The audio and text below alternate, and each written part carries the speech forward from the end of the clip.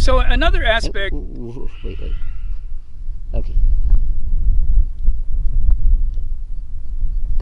So another aspect of coming to Carrizo Plain to make electronic sounds is there is a philosophy that goes along with the making of the sounds, and it really has to do with how you would interpret consciousness in the universe, and how we are a part of that consciousness. And I've been using sonic explorations to accompany a consciousness, and how consciousness can be interpreted as a field or a force in the universe. So the sounds that are made electronically that are, when thinking about that, is what happens when you listen to it. I think, you know, there's a lot of people will say, well, the sound sounds incoherent, or it sounds cacophonous, or it sounds, it's very hard to listen to, it doesn't have a melody, it doesn't have a rhythm. Well, these are traditional tonal aspects, but the sound that's made still uses microtonal sounds. It uses many different sounds, many different frequencies that are blended together to form sort of a harmonic atonal kind of flow.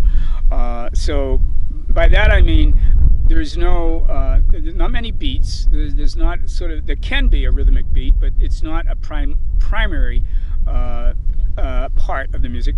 It's an element within the sound itself, because it isn't melody and it isn't rhythm. And the reason this is being made is to represent how you can conceptually conceive of what consciousness might be all about in the universe. So what do we have? What we have to sort of like answer the question about what consciousness is, we can see that it has it's enabled matter to aggregate itself in the universe, to form galaxies and solar systems and water and life, and there's much life. And this is very interesting, that out of all of the elements that are in the universe, they congeal to form a language that's enabling me to communicate.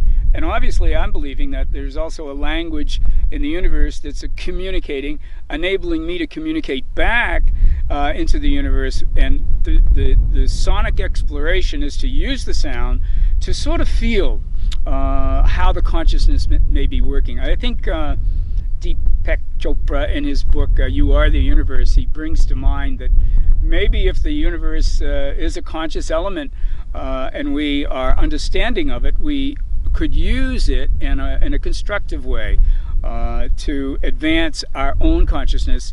But it's not our consciousness, it's the consciousness of the universe. And I think this is a very paradigmatic kind of place to be, to think that you could represent consciousness in the universe with sound. So this is essentially what the title of our group is, Ethership. It's playing within the etheric field that everything is flowing through. Neutrinos are flowing through it, and one might not really understand all the forces that are flowing through us and throughout the universe. So it's an attempt to sonically represent the fluctuations of feelings inside ourselves, and being here in this environment, we get a chance to feel depth perception. We have a lot of depth here.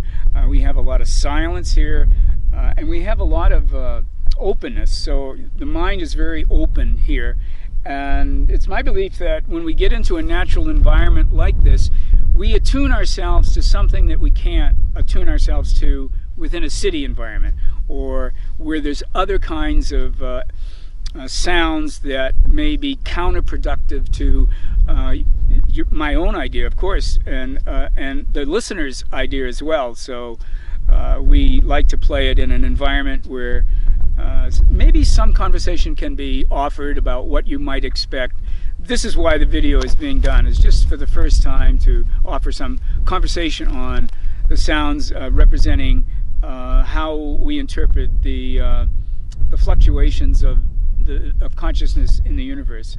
I mean, shapes of hills, the flow of wind, the speed of the birds and the hawks, and every little thing that's moving. And then, of course, the planet is moving, and the planet's going around the sun moving. So we have many cycles and cycles within cycles that have a frequency to it in our bodies as well. So I think the sonic exploration for consciousness in the universe encapsulates the main reason that we make these sounds.